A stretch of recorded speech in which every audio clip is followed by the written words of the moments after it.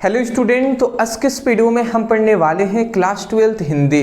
क्योंकि आज है बुधवार। आप सभी को पता है कि सोमवार और मंगलवार आपकी फिजिक्स की क्लासेस चलती हैं, अब बुधवार को आपकी जो हिंदी की क्लासेस चलती हैं। तो आज के इस वीडियो में हम फिर से लेकर आ चुके हैं क्लास 12th हिंदी। हिंदी का हम दूसरा चैप्टर पढ़ेंगे जो है अशोक का फूल। तो अशोक के फूल का आज के इस वीडियो में हम 3 सबसे महत्वपूर्ण गद्यांश को देखने वाले हैं। आपको इतनी बात बेसिक पता ही है कि जो गद्यांश है ये आपके बोर्ड एग्जाम में 10 नंबर में पूछे जाते हैं। तो आज का ये वीडियो आपको 10 नंबर आपके बोर्ड एग्जाम में दिला सकते हैं।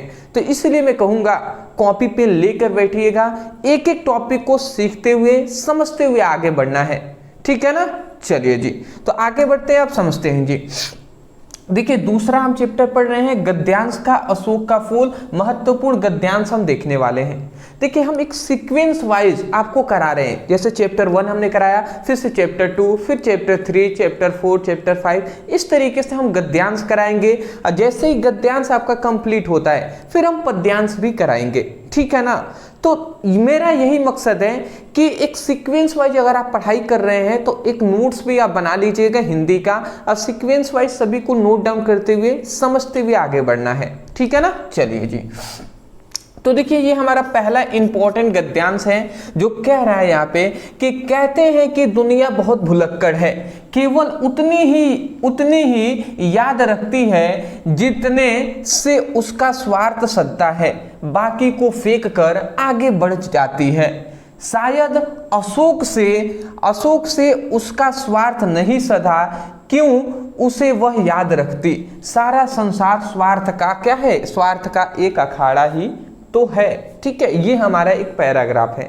अब इस पैराग्राफ के नीचे आपको 5 क्वेश्चन दिए गए हैं। प्रत्येक जो क्वेश्चन है ना ये आपके 2-2 नंबर के हैं। प्रत्येक क्वेश्चन है ये आपके कितने नंबर, 2-2 नंबर दिलाएंगे। 5 क्वेश्चन है, 5 दूना 10 नंबर ये आपको दिलाएंगे।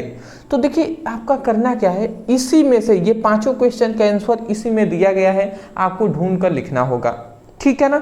सबसे पहली बात, आपको जब हमने पहला चैप्टर कराया था तो उसमें हमने कहा था कि एक क्वेश्चन कॉमन रहता है, वो क्या है कि उपयुक्त गद्यांश का पाठ्य और लेखक का नाम लिखिए। मतलब पाठ्य का नाम और लेखक का नाम आपसे पूछ लिया जाता है। अगर इस जैसे यहाँ पे क्वेश्चन कहा गया है कि उपयुक्त गद्यांश का पाठ्य और लेखक का नाम लिखिए, डायरेक्ट आपसे केवल पाठ्य और लेखक का नाम पूछा तो आप चुपचाप देखिएगा। सबसे पहले हम इतना जान ही गए हैं कि अशोक का फूल चैप्टर का नाम है, तो ये अशोक के फूल से लिया गया है। ऐसे भी आप देख सकते हैं अशोक शब्द आ रहा है, ठीक है ना। दुनिया बहुत भुलक्कड़ है, ये शब्द आ रहे हैं, इससे पता चल जाता है कि अशोक के फूल चैप्टर से लिया गया है। तो आप क्या लिख सकते हैं दोस्त, आप यहाँ पे लिखेंगे सिंपल सा, आप लिखिएगा पाठ का नाम। पाठ्य का नाम लिखेंगे और क्या लिखेंगे, अशोक का फूल। अशोक का फूल लिख देंगे इस तरीके से। फिर लिखेंगे लेखक पूछा गया है तो लेखक आप लिख देंगे, और इसके लेखक कौन है, डॉक्टर आचार्य हजारी प्रसाद द्विवेदी जी हैं। आचार्य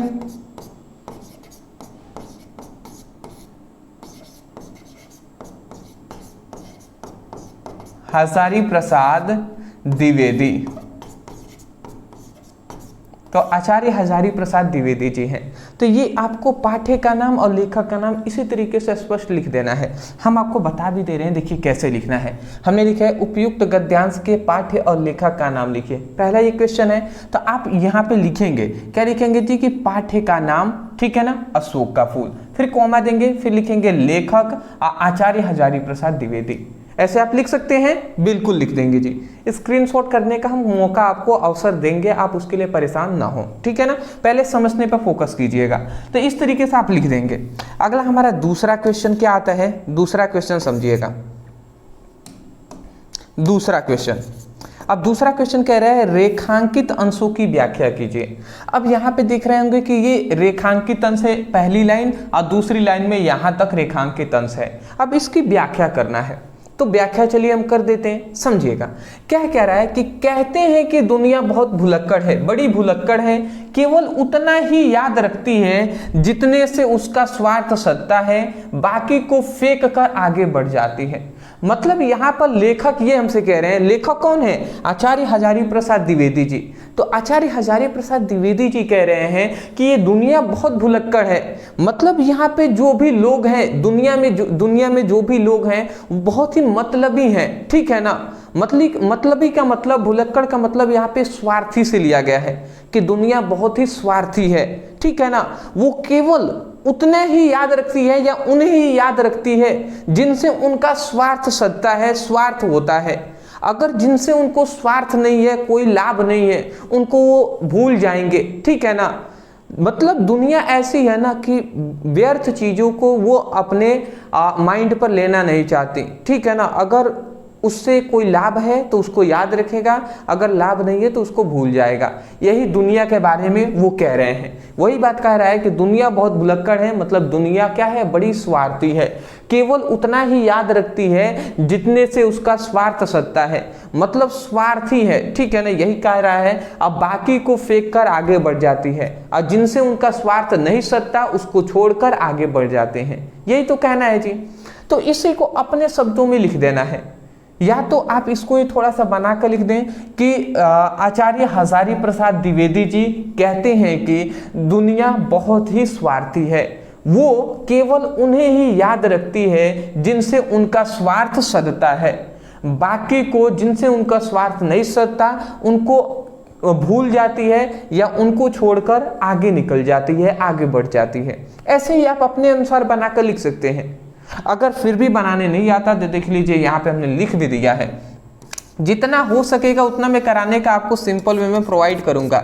जैसे रेखांकित अंशों की व्याख्या, देखिए वही बात हमने लिखा है कि द्विवेदी जी कहते हैं, या लिख सकते हैं आचार्य हजारी प्रसाद द्विवेदी जी कहते हैं कि यह संसार बड़ा स्वार्थी है, यह उन्हीं बातों को याद रखता है जिनसे उनका कोई स्वार्थ सिद्ध होता है, अन्यथा व्यर्थ की स्मृति, मतलब व्यर्थ की यादें, व्यर्थ की स्मृतियों को वह अपने आप को बोझिल नहीं बनाना चाहता। मतलब बेकार की जो यादें हैं जिनसे कोई लाभ नहीं है उनको उससे मतलब बोझिल नहीं होना चाहता, ठीक है ना, उसको भूल जाना चाहता है। अगला कह रहे हैं नहीं बनाना चाहता, यह उन्हीं वस्तुओं को, मतलब ये उन्हीं वस्तुओं को याद रखता है, ठीक है ना, रखता है जो उसके दैनिक जीवन की स्वार्थ पूर्ति में सहायता पहुंचाती हैं। जो वस्तु उनके लिए उपयोगी नहीं रहती उसे भूलकर आगे बढ़ जाते हैं। मतलब सिंपल सा इसको ले सकते हैं कि यहाँ पर अदरवाइज आप समझ ही गए होंगे कि यहाँ पे बात ये हो रहा है कि जिनसे आपका लाभ है उनको व्यक्ति याद रखेंगे, जिनसे कोई लाभ नहीं उनको भूल जाएंगे। आपसे ही कोई ना कोई, अगर कोई भी ज़्यादा आपसे बात कर रहे हैं या आपके अच्छाई, आपसे बहुत प्रशंसा कर रहे हैं, तो उनसे उनका स्वार्थ छिपा हुआ है, भले ही दिखाई नहीं देगा पर स्वार्थ छिपा हुआ है। अगर स्वार्थ खत्म हो जाए तो वो बातें करना भी बंद कर देंगे, ठीक है। तो ये बातें होती हैं जी। आशा करता हूँ समझ गए होंगे, स्क्रीनशॉट लेने का हम अवसर देंगे। अगला हमारा तीसरा क्वेश्चन आता है, दो नंबर यहाँ पे मिल गए, 2 नंबर इससे भी मिल गए हैं आपको, 2 नंबर यहाँ से भी मिल गए। अगला हमारा कह रहा है कि अशोक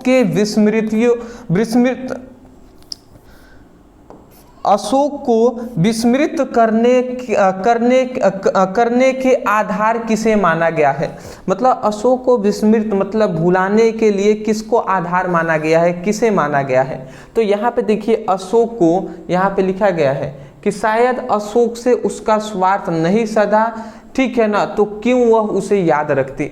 मतलब यहाँ पे ये कहने का मतलब है कि दुनिया जो है ना, दुनिया की बात यहाँ पे कहा गया है कि अशोक को विस्मृत करने का आधार किसे माना गया है, तो दुनिया को माना गया है। ठीक है, यहाँ पे पहले ही कहा गया है कि दुनिया बहुत भुलक्कड़ है, तो दुनिया की ही बात कह रही है कि शायद अशोक से उसका स्वार्थ नहीं सधा। उसका मतलब किसका, दुनिया का स्वार्थ नहीं सधा, इसीलिए वो उसको क्यों याद रखते हैं, ठीक है ना, ये बातें हैं जी।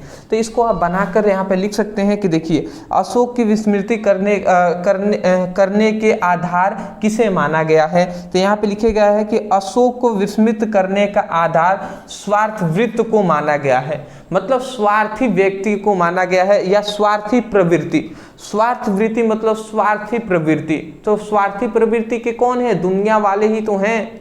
पूरा संसार क्या है? बहुत ही भुलक्कड़ है। भुलक्कड़ मतलब स्वार्थी है।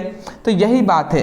तो अशोक के विस्मृत मतलब भूल जाने का आधार किसे माना गया है? तो अशोक मानते हैं कि स्वार्थी प्रवृत्ति के जितने भी मनुष्य हैं उनको वो मानते हैं। तो ऐसे आपको लिखना पड़ेगा। नेक्स्ट हमारा यहाँ पे क्वेश्चन आता है चौथा, जो है लेखक ने दुनिया को किस तरह का व्यवहार को बताया है। लेखक ने दुनिया के किस तरह के व्यवहार को बताया है? तो आपने यही ना पढ़ा जी कि दुनिया बहुत ही भुलक्कड़ है। भुलक्कड़ मतलब स्वार्थी है। वो केवल उन्हीं बातों को याद रखती है जिनसे उनका कोई स्वार्थ सधता है। बाकी को भूलकर मतलब फेंक कर आगे बढ़ने का मतलब है कि बाकी को भूलकर वो आगे बढ़ती है। ठीक है ना, यही बात है। तो इसी बात को यहाँ पे लिखा भी गया है। चौथा नंबर क्वेश्चन देख सकते हैं, लेखक ने दुनिया को किस तरह के व्यवहार को बताया है। तो लेखक के अनुसार दुनिया केवल उन्हें ही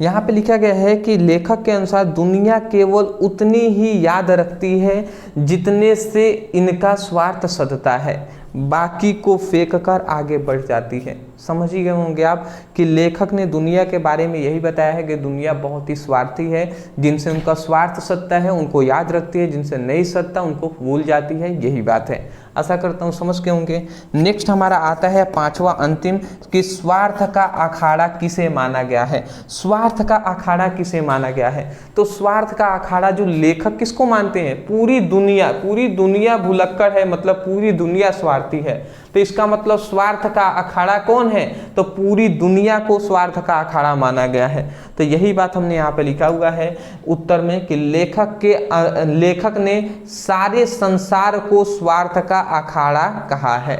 मतलब सारे संसार को, पूरी दुनिया को स्वार्थ का अखाड़ा कहा है।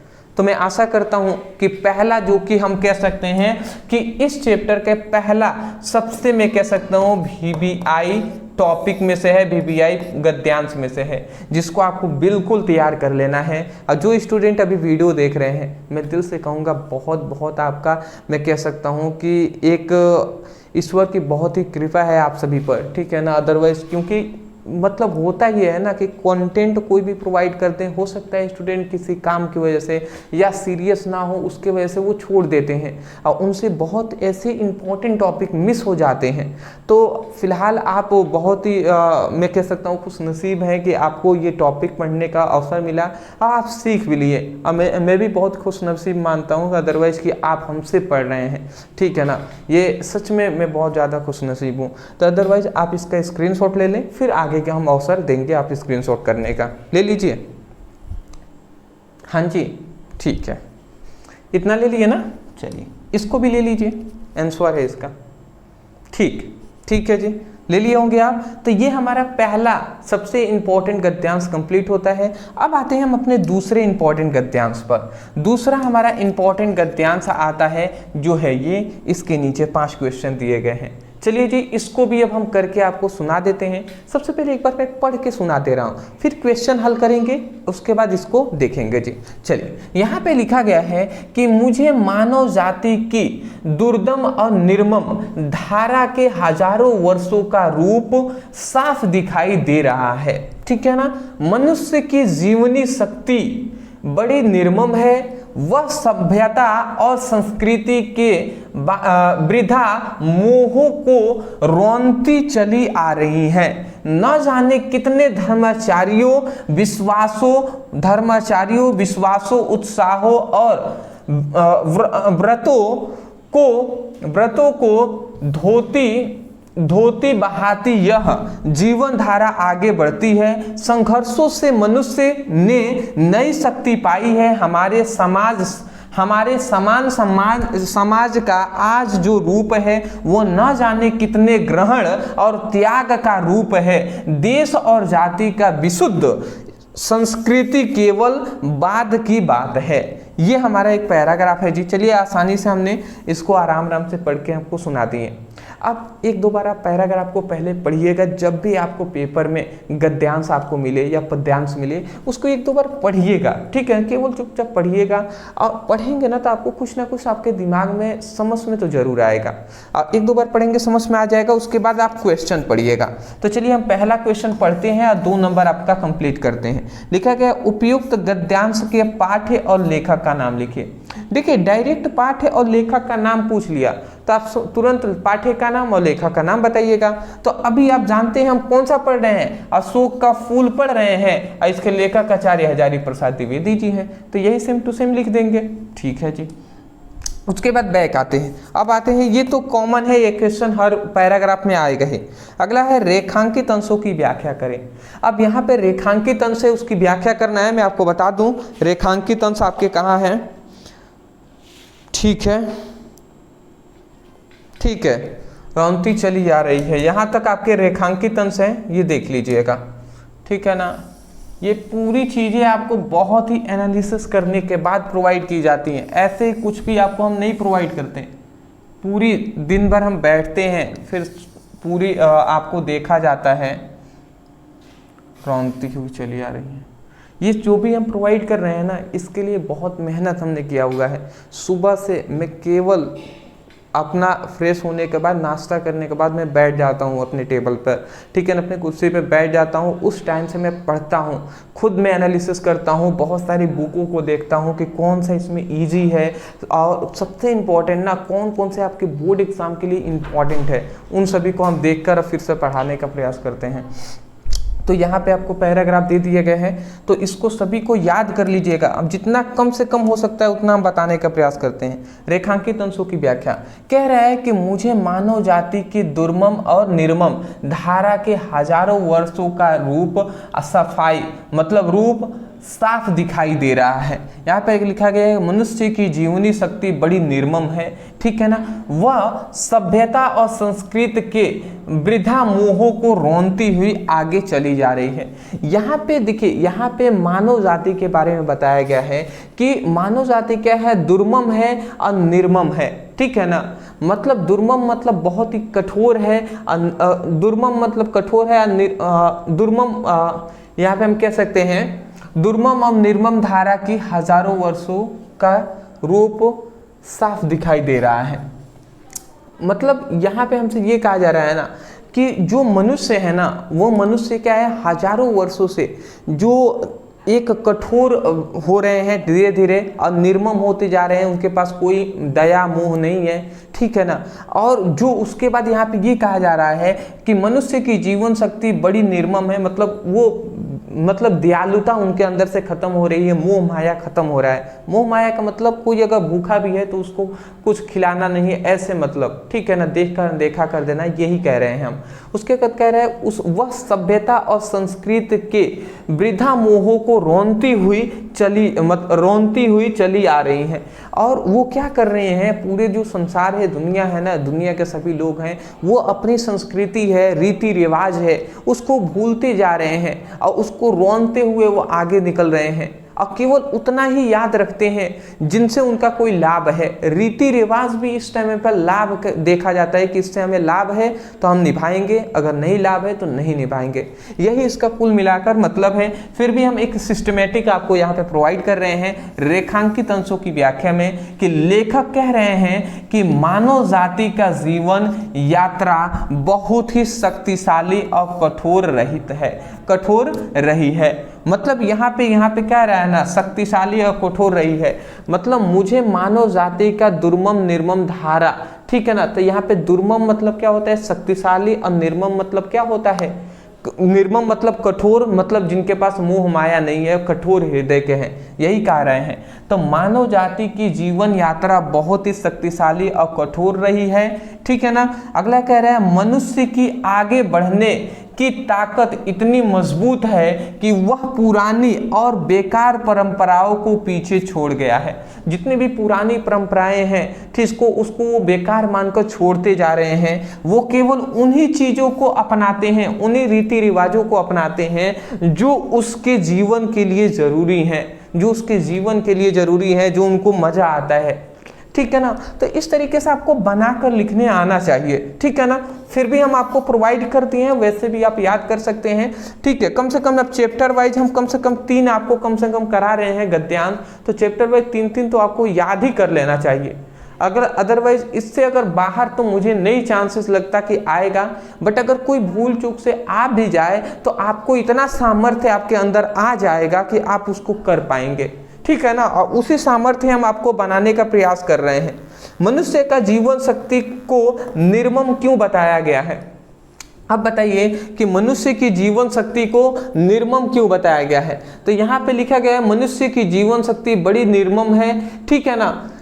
क्यों निर्मम है जी? तो यहाँ पे देख सकते हैं कि वह सभ्यता और संस्कृति के जो मोह माया जो है ना उसको रोनते हुए आगे बढ़ रहा है। मतलब सभ्यता और संस्कृति को वो बिना माने उसको रोनते हुए आगे बढ़ रहा है, इसीलिए उसको माना गया है। तो इसको हम यहाँ पे लिखे दिए हैं। देखिए यहाँ पे लिखे गए मनुष्य का जीवन शक्ति निर्मम क्यों बताया गया है? तो मनुष्य का जीवन शक्ति को निर्मम इसलिए बताया गया है क्योंकि वह सभ्यता और संस्कृति के वृथा मोह को रोनते हुए चली आ रही है। इसका मतलब समझ रहे हैं ना, ये लाइन यहीं से लिया गया है, ठीक है ना, कि मनुष्य की जीवन शक्ति बड़ी निर्मम है। क्यों है? वह सभ्यता और संस्कृति के वृथा मोह को रोनती हुई चली आ रही है। यहाँ तक आंसर हो जाएगा, यहाँ से लेकर, ठीक है ना। ऐसे ही इसी में से सब आपको मिलेंगे। अगला हमारा आता है फिर से 2 नंबर वाला क्वेश्चन, लेखक ने किसके बाद की बात बताया है? मतलब किसे बाद की बात बताया है? देखिए यहाँ पे शब्द आया है कि बाद की बात है, तो किसे बाद की बात बताया है? तो अगर हम पीछे इससे आते हैं तो देखिए यहाँ से हम अगर पढ़ें, यहाँ से फुल स्टॉप है, यहाँ से पढ़ें तो देश और जाति की विशुद्ध संस्कृति केवल बाद की बात है। मतलब देश और जाति की विशुद्ध संस्कृति जो है ना उसी को इन्होंने बाद की बात बताया है। तो यही यहाँ से लेकर यहाँ तक आपका आंसर हो जाएगा इसका। तो देख लीजिए यही बात हमने लिखा हुआ है कि देश और जाति की विशुद्ध संस्कृति को बाद की बात बताया है लेखक ने, ठीक है, नॉर्मल सी बात है। अगला हमारा आता है 5वां कि ग्रहण और त्याग का रूप क्या है? तो देखिए यहाँ पे ग्रहण और त्याग शब्द आया था एक जगह, कहाँ आया था भैया? ग्रहण और त्याग आया तो था, पर कहाँ आया था? देखिए यहाँ पे आया है ग्रहण और त्याग का रूप है। तो क्या यहाँ पे कह रहा है ग्रहण और त्याग का रूप क्या है, क्या रहे? तो यहाँ पे देखिए यहाँ पे फुल स्टॉप है, इससे थोड़ा सा पहले हम यहाँ से पढ़ लेते हैं। तो यहाँ पे लिखा गया हमारा समान समाज का आज जो रूप है, मतलब हमारे समान समाज का, समान जो समाज है मतलब समाज का जो आज का रूप है वह न जाने कितने ग्रहण और त्याग का रूप है। मतलब समाज को इन्होंने ग्रहण और त्याग का रूप बताया है, ठीक है ना। तो यहाँ पे समाज के लिए हो जाएगा।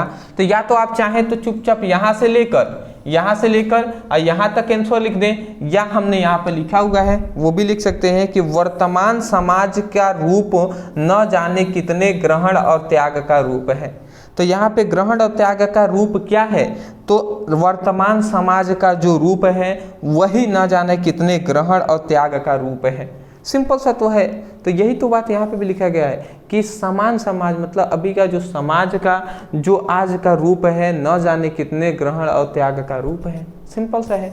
तो मैं आशा करता हूँ आपको समझ में आ रहे होंगे कि कैसे हम क्वेश्चन करा रहे हैं। चलिए आंसर इसका पहले ले लीजिए। हाँ जी, चलिए ये भी ले लीजिए। चलिए जी, बहुत अच्छी बात है, ले लिए होंगे ना। चलिए अंतिम अब आता है, इसके बाद वीडियो समाप्त हो जाएगा, परेशान ना हो, ठीक है ना।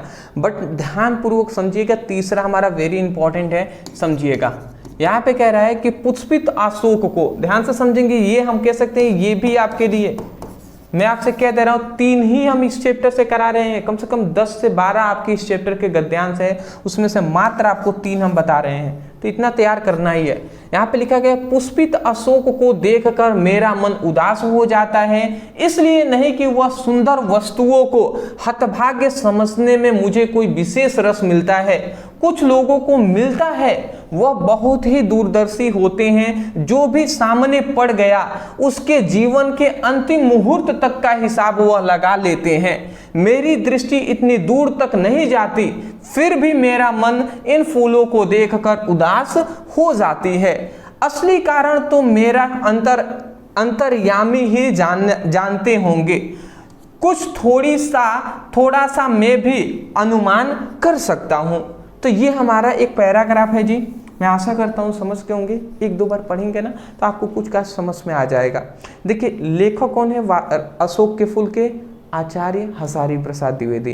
तो आचार्य हजारी प्रसाद द्विवेदी जी कहते हैं कि पुष्पित अशोक को देखकर मेरा मन उदास हो जाता है।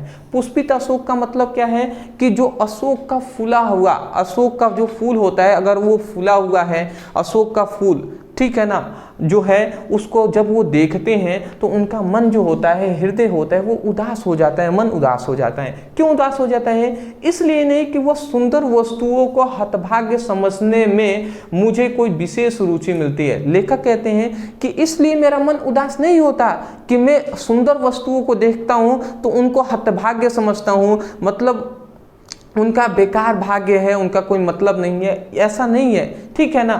अगला यहाँ पे लिखा है कुछ लोगों को मिलता होगा, कुछ लोग ऐसा सोचते होंगे, ठीक है ना। वह बहुत ही दूरदर्शी होते हैं, उनका सोच जो होता है वो बहुत ही दूरदर्शी होता है। दूरदर्शी का मतलब यहाँ पे है कि भविष्य की बातों को जानने वाले, तो वो भविष्य की बातें जानते होंगे, ऐसा हो सकता है। फिर कह रहा है कि जो भी सामने पड़ गया उनके जीवन का अंतिम मुहूर्त तक का हिसाब लगा लेते हैं। अब वो जो बहुत ही दूरदर्शी सोच के होते हैं वो किसी भी व्यक्ति को देख लेंगे और देखते हुए उनके पूरे भविष्य बताने लगेंगे कि आपके साथ ये होगा, ये होगा, ये होगा, ये बातें। फिर कह रहे हैं मेरी दृष्टि इतनी दूर तक नहीं जाती। लेखक कहते हैं कि मेरी दृष्टि इतनी दूर तक नहीं कि मैं देखकर किसी का भविष्य बता दूं। फिर है ना, फिर भी मेरा मन इन फूलों को देखकर उदास हो जाता है। फिर भी वो कह रहे हैं कि मेरा मन इन फूलों को देखकर उदास हो जाता है, ठीक है ना। असली कारण तो मेरा अंतर्यामी ही जानते होंगे। अंतर्यामी का मतलब जो क्या है, मन की बातों को जानने वाले। मन को बातों को जानने वाले कौन है? ईश्वर है, भगवान है, ठीक है ना। तो वही बात है जी। तो अंतर्यामी ही जानते होंगे। कुछ थोड़ा सा मैं भी अनुमान कर सकता हूँ, मतलब मैं थोड़ा बहुत अनुमान लगा सकता हूँ कि हाँ इस कारण से ऐसा हो रहा है मेरा मन उदास, बट फिर भी मेरा अंतर्यामी ही मेरी बातों को जान सकते हैं, ठीक है ना। चलिए जी, मैं एक बार बस देख लूँ ये आपका पूरा फिट आया है ना। इधर का मुझे डाउट है। हाँ जी, बहुत है, ठीक है, दिखाई तो दे ही रहा है। चलिए जी, पहला क्वेश्चन सॉल्व करें। कह रहा है कि उपयुक्त गद्यांश का संदर्भ लिखिए। देखिए यहाँ पे गद्यांश का आपसे संदर्भ कहा है, न कि पाठ्य का नाम और लेखक का नाम पूछा है। तो संदर्भ का मतलब भी ना पाठ्य का नाम और लेखक का नाम बताना ही होता है, परंतु ऐसे नहीं डायरेक्ट कि पाठ्य का नाम अशोक का फूल, लेखक का नाम आचार्य हजारी प्रसाद द्विवेदी, ऐसे लिखेंगे तो नंबर नहीं मिलेंगे। आपको संदर्भ सहित लिखना है तो संदर्भ में ऐसे लिखेंगे कि प्रस्तुत गद्यांश हमारी पाठ्य पुस्तक हिंदी भाग, ठीक है, हिंदी भाग अशोक के फूल नामक अध्याय से लिया गया है, जिसके लेखक कौन है? आचार्य हजारी प्रसाद द्विवेदी जी हैं। तो इस तरीके से संदर्भ लिखा जाता है। हालांकि हमने संदर्भ आपको लिख कर दिखा दिया है, ऐसे ही आप लिख लेंगे, ठीक है ना, उत्तर में कि प्रस्तुत गद्यांश हमारी पाठ्य पुस्तक गद्य भाग से संकलित अशोक के फूल नामक पाठ्य से लिया गया है, जिसके लेखक आचार्य हजारी प्रसाद द्विवेदी जी हैं। तो इस तरीके से लिख लेंगे या नहीं? बिल्कुल लिख लेंगे। तो एक तो आपको सबसे पहले ये आपको याद रखना है, ऐसे ही जो भी गद्यांश आएगा ना तो ऐसे ही लिखेंगे कि प्रस्तुत गद्यांश हमारे पाठ्य पुस्तक गद्य भाग से संकलित, इतना ये सेम टू सेम ही रहेगा। और जिस पाठ्य का गद्यांश रहेगा उसका नाम लिखेंगे, नामक पाठ्य से लिया गया है, जिसके लेखक, और जिस लेखक ने लिखा होगा उसका नाम लिखेंगे। सेम टू सेम होता है, केवल यही दोनों चेंज होंगे हर गद्यांश के लिए। तो गद्यांश आपको अगर मिले तो ऐसे ही आप लिखेंगे, ठीक है ना, संदर्भ अगर आपसे कहे तो, ठीक है। चलिए, तो मैं आशा करता हूं लिख लेंगे। अगला कह रहे हैं रेखांकित अंशों की व्याख्या करें। अब यहाँ पे रेखांकित अंश है, उसकी भी आपको व्याख्या करना है, मैं आपको बता दूं। हाँ, तो यहाँ पे आपका रेखांकित अंश है, यहाँ से पुष्पित अशोक से यहाँ पे लेकर रस मिलता है, ठीक है ना, रस मिलता है। हाँ जी, यहाँ से लेकर यहाँ तक आपका रेखांकित अंश है। चलिए जी अब हम इसको करके दिखा देते हैं। यहाँ पे इसका मतलब क्या है, पुष्पित अशोक को देखकर मेरा मन उदास हो जाता है, इसलिए नहीं कि वह सुंदर वस्तुओं को हतभाग समझने में मुझे कोई विशेष रस मिलता है। रस मतलब आनंद मिलता है। मतलब आचार्य हजारी प्रसाद द्विवेदी जी कहते हैं कि जब हम अशोक के फूल को देखते हैं तो मेरा मन उदास हो जाता है। इसलिए उदास नहीं होता कि मैं उसको हतभाग्य समझता हूँ। हतभाग्य का मतलब उसका बेकार भाग्य है, उसकी किस्मत खराब है, इसकी वजह से मैं उसको, ऐसा मतलब नहीं है कि मेरा मन उदास हो जाता है, ठीक है ना, यही इनका कहने का मतलब है। ऐसा नहीं है कि मैं उसको हतभाग्य समझता हूँ, उसको बेकार समझ रहा हूँ तो उससे मुझे कोई विशेष रस मिल रहा है। रस मतलब आनंद मिल रहा है, ऐसा कुछ भी नहीं है। यही उनका कहने का मतलब था, जिसको हमने यहाँ पे लिखा हुआ है। देखिए यहाँ पे रेखांकित अंशों की व्याख्या में लिखा है, लेखक कहते हैं कि जब वह अशोक के खिले हुए फूल को देखते हैं तो वह उदास हो जाते हैं। लेखक बताते हैं कि वह इसलिए उदास नहीं होते कि अशोक के पुष्प अत्यधिक सुंदर हैं, अशोक के फूल अत्यधिक सुंदर है इसलिए उदास नहीं होते, या उनकी सुंदरता से उन्हें कोई ईर्ष्या होती है, जलन होती है, ऐसा भी नहीं है। यद्यपि संसार में सुंदर वस्तुओं को दुर्भाग्यशाली वो कम समयों के लिए भाग्यवान समझकर ईर्ष्या दस उससे आनंद की प्राप्ति करने वाले लोगों की कमी नहीं है। मतलब यहाँ पे कह रहे हैं कि संसार में सुंदर वस्तुओं को दुर्भाग्यशाली और कम समयों के लिए उसको भाग्यवान समझकर, ठीक है ना, ईर्ष्या करने वाले और आनंद की प्राप्ति करने वाले लोगों की भी कमी नहीं है। तो ये उनका कहने का मतलब है, बट उसमें से मैं नहीं हूँ, ये इनका कहने का मतलब था। तो आशा करता हूँ समझ गए होंगे, एक दो बार पढ़ेंगे ना सब समझ में आ जाएगा। और ज़्यादा अगर वो बड़ा लगे ना तो चुपचाप जैसे हम बता रहे हैं, बोल कर समझा रहे हैं, वैसे ही आपको लिख देना है। आप डरिएगा ना, ये पूरा फुल नंबर 2 नंबर मिलेंगे, ठीक है ना, थोड़ा बहुत चेंज करके ओनली लिखना होता है। अगला आ रहा है, प्रस्तुत गद्यांश में लेखक ने स्वयं के विषय में क्या कहा है। मतलब प्रस्तुत गद्यांश में लेखक ने स्वयं के विषय में क्या कहा है। तो स्वयं के विषय में लेखक क्या कहते हैं जी, यहाँ पे सब कुछ तो स्वयं के विषय में कह रहे हैं, ठीक है ना। स्वयं के विषय में यही नहीं कहते हैं जी कि अशोक को फूल को देखता हूँ तो मेरा मन उदास हो जाता है, तो यही तो स्वयं के विषय में है। चलिए मैं देख लेता हूँ, यहाँ पे लिखा गया है कि गद्यांश में लेखक स्वयं के विषय में क्या कहते हैं। अच्छा, एक और बात यहाँ पे लेखक कहते हैं कि यहाँ पे देखिए, यहाँ पे एक और बात कहते हैं कि लेखक ये बताते हैं कि मेरी दृष्टि इतनी दूर तक नहीं जाती, फिर भी मेरा मन फूलों को देखकर उदास हो जाता है। मतलब लेखक यहाँ पे कह रहे हैं कि मेरी दृष्टि इतनी दूर तक नहीं जाती, जबकि यहाँ पे लेखक यहाँ से अगर पढ़ेंगे कि वह बहुत दूरदर्शी होते हैं। मतलब लोग हैं ना, वो बहुत दूरदर्शी होते हैं, जो सामने पड़ गया उसके जीवन की अंतिम मुहूर्त तक का हिसाब लगा लेते हैं। मतलब उसके पूरी भविष्य की बातें बता देंगे। मेरी दृष्टि इतनी दूर तक नहीं, ठीक है ना, मतलब वो कहते हैं मेरी दृष्टि इतनी दूर तक नहीं कि मैं देखकर किसी का भविष्य बता दूं। तो लेखक अपने बारे में यही बताते हैं कि मेरी दृष्टि इतनी दूर तक नहीं है, ठीक है ना। तो इसको बताने से उनको क्या आप समझ रहे हैं, इससे वो अपनी महानता और उदारता को प्रकट करते हैं कि वो कितने महान हैं, ठीक है। उनकी दृष्टि हो भी, फिर भी वो नहीं मान रहे हैं। तो यहाँ पे लिखा गया है, मनुष्य की जीवन शक्ति को निर्मम इसलिए बताया गया है। ये कहाँ आ गया भैया, ये तो देख लिए, यहाँ पे थे ना, यहाँ पे कि प्रस्तुत, यहाँ पे हम थे, प्रस्तुत गद्यांश के लेखक ने स्वयं के विषय में क्या कहा है। लेखक ने स्वयं के विषय में क्या कहा है, लेखक ने स्वयं को अन्य लोगों से कम दूरदर्शी बताया है। मतलब दूरदर्शी, उतने दूर की सोच वो उनका नहीं है। अपनी उदारता और महानता का परिचय दिया है। मतलब यहाँ पे ये कहा है कि लेखक ने स्वयं को अन्य लोगों से कम दूरदर्शी बताकर अपनी उदारता और महानता का परिचय दिया है। तो ये बातें हैं जी। अगला यहाँ पे कह रहा है, प्रस्तुत गद्यांश का उद्देश्य स्पष्ट कीजिए। मतलब यहाँ पे गद्यांश का उद्देश्य स्पष्ट करना है। तो प्रस्तुत गद्यांश में लेखक बताना चाहते हैं, ठीक है ना, सॉरी, प्रस्तुत गद्यांश में गद्यांश का उद्देश्य प्रकट कीजिए।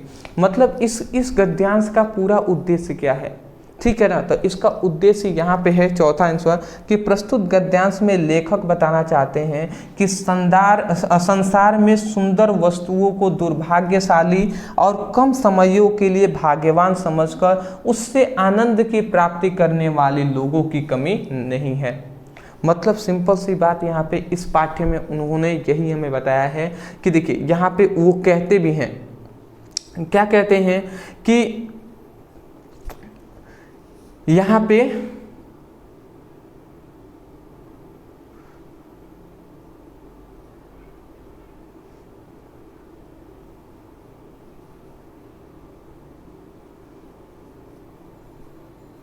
देखा इसलिए सुंदर वस्तुओं को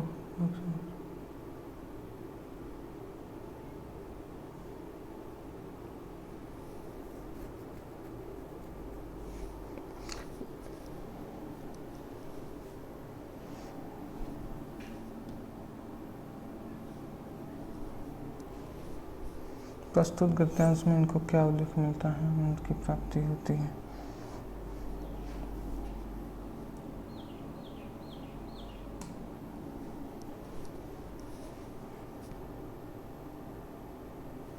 एक बार पढ़ लूँ मैं। पुष्पित अशोक को देखकर मेरा मन उदास हो जाता है, इसलिए नहीं कि वस्तुओं का भाग समझकर मुझे कोई विशेष रस मिलता है। ठीक है ना। कुछ लोगों को मिलता होगा, वो बहुत दूरदर्शी होते हैं, जो भी सामने पड़ गया उसके जीवन का अंतिम मुहूर्त का हिसाब लगा लेते हैं। मेरी दृष्टि इतनी दूर तक नहीं जाती, फिर भी मेरा मन इन फूलों को देखकर उदास हो जाता है। असली कारण तो मेरा मन अंतर्यामी ही जाने, कुछ थोड़ा सा मैं भी अनुमान लगा सकता हूँ। और यहाँ पे लिखा गया है, प्रस्तुत गद्यांश का उद्देश्य स्पष्ट कीजिए। प्रस्तुत गद्यांश का उद्देश्य स्पष्ट कीजिए। तो यहाँ पे उद्देश्य तो यही होना चाहिए। सही बात है जी, कि यहाँ पे कह रहे हैं कि प्रस्तुत गद्यांश में लेखक बता रहे हैं कि संसार में सुंदर वस्तुओं को दुर्भाग्यशाली और कम समयों के लिए भाग्यवान समझकर आनंद की प्राप्ति करने वाले लोगों की कमी नहीं है। मतलब लेखक ये हमें बता रहे हैं कि देखिए मेरा मन फूलों को देख रहे हैं तो मेरा मन उदास हो जा रहा है, बट मैं किसी से ईर्ष्या नहीं कर रहा हूँ। बट संसार में ऐसे बहुत सारे लोग हैं जो सुंदर वस्तुएं होंगे या कोई आगे बढ़ रहा होगा तो उसको देखकर वो क्या करेंगे, ईर्ष्या करेंगे, जलेंगे और उसको हतभाग्य करेंगे, कहेंगे उसका भाग्य खराब है, उसको डीमोटिवेट करेंगे। तो यही लेखक बताना चाहते हैं कि ऐसे व्यक्तियों की कमी नहीं है संसार में। ठीक है ना। अंतिम हमारा यही आता है कि अंतर्यामी और दूरदर्शी शब्द का क्या बताइए, अर्थ बताइए। अंतर्यामी का मतलब हमने बता ही दिया है कि मन की बातों को जानने वाले को अंतर्यामी कहते हैं, और दूरदर्शी मतलब भविष्य की बातों को जानने वाला या भविष्य की बातों को बताने वाले को दूरदर्शी कहते हैं। तो यही बात हमने यहाँ पर लिखा हुआ है कि अंतर्यामी मतलब मन की बातों को जानने वाला और दूरदर्शी मतलब भविष्य की घटनाओं को समझाने वाला, कि भविष्य में कौन कौन सी घटनाएं होंगी उसके बारे में बताने वाला, समझने वाला ही दूरदर्शी कहलाता है। तो मैं आशा करता हूं कि आज का वीडियो आपको पसंद आए होंगे। आज के इस वीडियो में हम मात्र आपको हमने क्या कराया है, 3 ही इंपॉर्टेंट गद्यांश आपको कराया है इस चैप्टर का। तो मैं आशा करता हूं कि कम से कम इस चैप्टर के 3 इंपॉर्टेंट गद्यांश आप जरूर तैयार करेंगे। अदरवाइज केवल मैं इतना कहूँगा, चैनल पर नहीं होंगे चैनल को सब्सक्राइब कर दीजिएगा। हाँ, इसलिए मैं कह रहा हूँ क्योंकि मुझे आपकी सपोर्ट की आवश्यकता है। बाकी आपकी इच्छा, अगर आप कर देंगे तो अच्छी बात है, नहीं करते हैं तो कोई दोस्त बात नहीं है, ठीक है ना।